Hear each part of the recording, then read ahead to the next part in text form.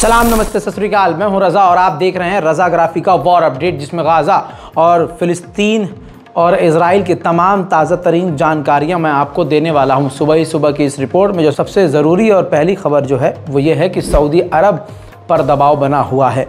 सवाल ये है, दबाव किसका? दबाव आपका, हमारा। जी हाँ, अगर हम इसी तरह से बोलते रहे, गलत को गलत बोलते रहे, इनको ट्रोल करते रहे, सवाल करते रहे, और पूरी दुनिया कर रही है। देखिए, भारत के मुसलमान तो अपनों मुस्लिम में उलझे हुए हैं, लेकिन जो विदेशी मुसलमान हैं वो खुलकर हर चीज़ पर सोशल मीडिया पर बोलते हैं, यूट्यूब पर बोलते हैं, सामने बोलते हैं, मीडिया पर आके बात करते हैं, माइक में बोलते हैं, प्रदर्शन करते हुए बोलते हैं, अपनी राय रखते हैं।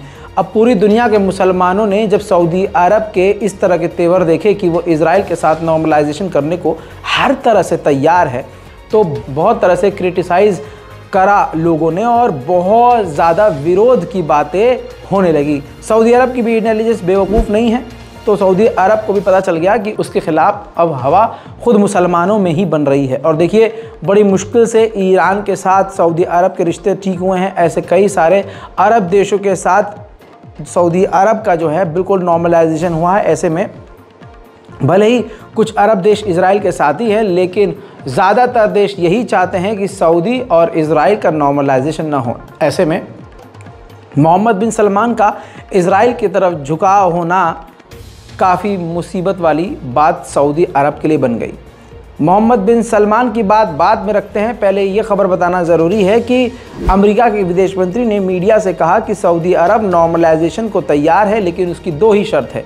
पहली ये शर्त है कि जैसे तैसे सबसे पहले गाज़ा के ऊपर इजराइल की बमबारी कम हो, ये जंग तुरंत बंद हो, और दूसरा ये कि इजराइल हमें एक पाथ बना कर दे, भरोसेमंद रास्ता बना कर दे, टाइमलाइन हमें बताए कि हम इतने दिनों में इस रास्ते से ये चीज़ें यूज़ करके इस प्रोसेस से हम फ़िलिस्तीन को स्टेट घोषित कर देंगे।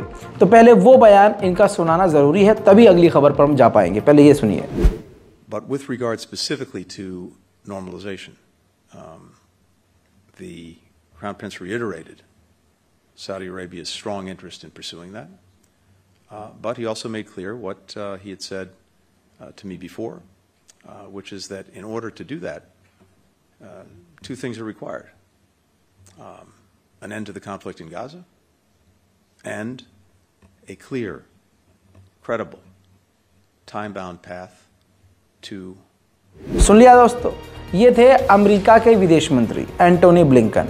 आइए, जब इन्होंने ये बात बोल दी तो और गुस्सा लोगों का बढ़ गया कि अच्छा, बिना स्टेट घोषित हुए पहले ही सऊदी अरब पाले में चला गया इजराइल के, आलोचना हुई, तो अपने बारे में सोशल मीडिया पर इस तरह की बातें देखने के बाद दबाव में सऊदी अरब की सरकार आई, और एक लंबे समय के बाद सऊदी अरब ने ये देखिए लेटर हेड जारी कर दिया और आधिकारिक के तौर पर बड़ी लंबी चौड़ी सफाई पेश की। उन्होंने कहा कि यानी सऊदी अरब कह रहा है ये आपके और हमारे दबाव का असर है, दुनिया के मुसलमानों का दबाव का असर है, कि सऊदी अरब ने कहा कि हम किसी भी तरह से नहीं चाहते कि हमारा इनके साथ, इजराइल के साथ नॉर्मलाइजेशन हो बिना फ़िलिस्तीन को स्टेट घोषित किए।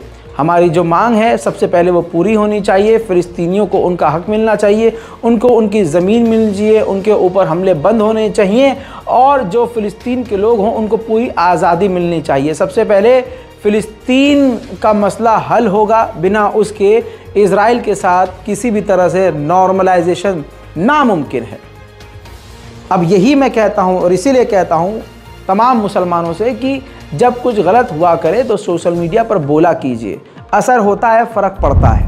मेरे दोस्तों, हमास ने, ये अगली खबर है, हमास ने इजराइल को प्रपोजल दिया है, जंग हम किस तरह से रोकेंगे, किस तरह से सारे एग्रीमेंट होंगे, 3 स्टेप में ये जंग ख़त्म होगी। हमास ने ये प्रपोजल दिया है, जिसमें 135 दिन के लिए जंग रुकेगी, कैदियों की कुछ अदला बदली होगी, और गाज़ा से इजराइल के सैनिक निकलेंगे। स्टेप बाय स्टेप ये सारी चीज़ें प्रपोजल बनाकर हमास ने दी है इजराइल को। इजराइल ने रिसीव तो करी है। इजराइल ने कह दिया कि यह आतंकी संगठन के साथ कोई भी हाँ नहीं कह सकता, इनकी डील पर कोई हाँ बोलकर आगे नहीं बढ़ सकता, हम इनकी डील के हिसाब से नहीं चल सकते।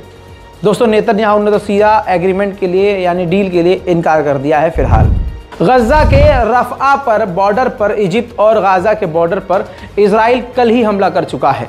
लेकिन अब आधिकारिक तौर पर इजराइल के प्रधानमंत्री नेतन्याहू ने जानकारी दी है कि उन्होंने आईडीएफ को ऑफिशियली ऑर्डर दे दिया है कि अब वो जो गाजा और इजिप्ट का बॉर्डर रफा का इलाका है वहां पर हमले शुरू कर दे, ऑपरेशन शुरू कर दे।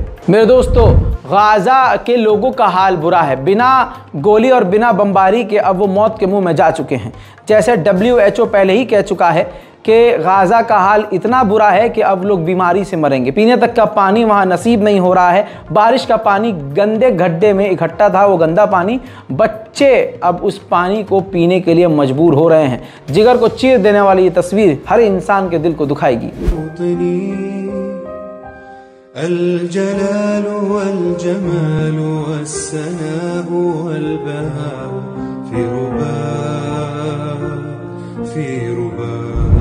मेरे दोस्तों, इसके अलावा जो मैंने आपसे कहा था, ह्यूमन एड फाउंडेशन, जी हाँ, एक बार फिर से आपके सामने खबर रख रहा हूँ, ये बात रख रहा हूँ क्योंकि ये तस्वीरें देखिए, ये ह्यूमन एड फाउंडेशन है। मैं बार बार बता रहा हूँ, लगातार बता रहा हूँ, क्योंकि भारत से जो लोग मुसलमान कुछ कर नहीं पा रहे हैं लेकिन उनके ईमान जिंदा हैं, वो अपने माल से कोशिश कर रहे हैं कि कुछ हिस्सा निकाल कर फ़िलिस्तीन तक पहुंचाई जाए। तो ये तस्वीरें आपके दिले सुकून के लिए है कि आप समझ लीजिए कि आप अगर रज़ाग्राफ़ी के थ्रू, यानी आप मेरे अकाउंट में नहीं डाल रहे हैं, मैं आपका ह्यूमन एड फाउंडेशन का, ये जो मेरे दोस्त की, हमारे जानने वालों की और भरोसेमंद इंसानों की जो संस्था है, जो भारत की राजधानी दिल्ली में ये संस्था है, और ये ख़ुद आप तस्वीरों में देखिए अम्बेसी पहुंच रहे हैं। भारत की राजधानी दिल्ली में फ़िलिस्तीन की जो अम्बेसी है वहाँ ये लोग पहुंचते हैं और ख़ुद जाकर मदद चेक या अकाउंट में या कैश में इनको हाथ में पैसा देगा, जो भी आप जैसे कर सकते हैं, आप इनके पास रकम पहुंचाएंगे और इनका काम ये है कि हर हाल में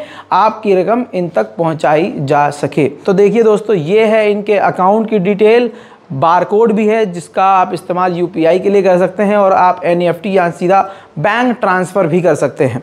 इनको अमाउंट जब रिसीव हो रहा है, मतलब हो तो रहा है, लेकिन जब टोटल अमाउंट इनके पास पहुंच जाएगा एक टाइम के आने के बाद, हफ्ता या 10 दिन के बाद, टोटल अमाउंट जो है निकाल कर जो है, मैं ख़ुद ऐलान कर रहा हूँ इस बात का कि आपके भरोसे की बात है, क्योंकि आप मेरे चेहरे पर, रज़ाग्राफ़ी के चेहरे पर यकीन करके आप चाहे 1 रुपया दे रहे हो, चाहे 1 लाख दे रहे हो, तो ह्यूमन एड फाउंडेशन को दे रहे हैं, तो ये मेरा फ़र्ज़ बनता है कि फिर मैं भी भारत की दिल्ली राजधानी ख़ुद पहुँचूँ और ख़ुद वहाँ जाकर फ़िलिस्तीन की अम्बेसी जाऊं और अपने इन साथियों के साथ, ह्यूमन एड फाउंडेशन वालों के साथ मिलकर आपका पैसा सही जगह पर अपनी आंखों से, अपने हाथों से पहुंचाऊं। तो ये ठीक है, मेरा वादा है और कुछ अमाउंट आ चुका है और उम्मीद है कि आप और भी इसी तरह से फ़िलिस्तीन के हक़ के लिए, गाज़ा की मदद के लिए खड़े होंगे। और आपको मालूम है UNRWA की जो फंडिंग है वो रोक दी गई है, तो इस वक्त पैसे की काफ़ी सख्त ज़रूरत है। तो जैसा भी आपको ठीक लगे, आप ज़्यादा से ज़्यादा फ़िलिस्तीन के लिए, गज़ा के लिए मदद पहुंचाएं। मेरे दोस्तों, इसके अलावा एक बड़ी खबर यह है, तस्वीरें आपके सामने हैं, इजराइल के अंदर बम धमाका हुआ है। इस धमाके में किसी फ़िलिस्तीनी का हाथ नहीं है। धमाका काफ़ी ख़तरनाक हुआ है, कई लोगों के घायल होने की खबर है, इंफ्रास्ट्रक्चर पर काफ़ी नुकसान हुआ है, कई गाड़ियों में आग लगी है। इजराइल के सिक्योरिटी ने बताया है कि यह आतंकी हमला नहीं, ये किसी क्रिमिनल ने काम किया था जो इजराइल का ही है और फ़िलिस्तीन और गाज़ा का इसमें कोई रोल नहीं है। उधर मेरे दोस्तों, ब्रिटेन के बैंक के बाहर, बरतानिया में ही अब प्रदर्शन हो रहा है कि इजराइल के साथ कामकाज करना बंद कर दिया जाए। तस्वीरें आपके सामने।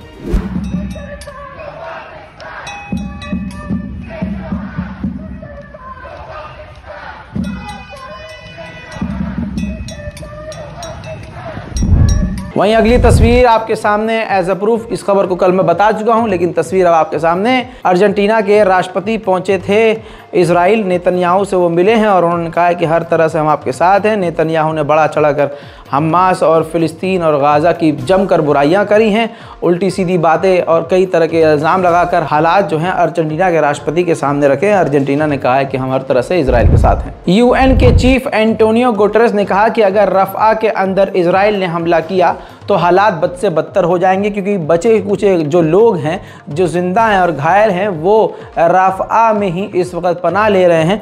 अब वो गाज़ा के हर कोने से निकल कर हर जगह तबाही देखकर रफ़ा में आके रुके हैं और रफ़ा एक इकलौती जगह है जो अब तक बची हुई थी। इजराइल अब वहाँ पर हमला करेगा तो ख़तरनाक तबाही मच जाएगी। फिलहाल की इस रिपोर्ट में इतना ही। जल्द लौट और भी बड़ी ताज़ा और बड़ी जानकारियों के साथ, वो भी प्रूफ के साथ। चैनल को सब्सक्राइब कीजिए। आप देख रहे थे रज़ाग्राफ़ी। मैं हूँ रज़ा। जय हिंद।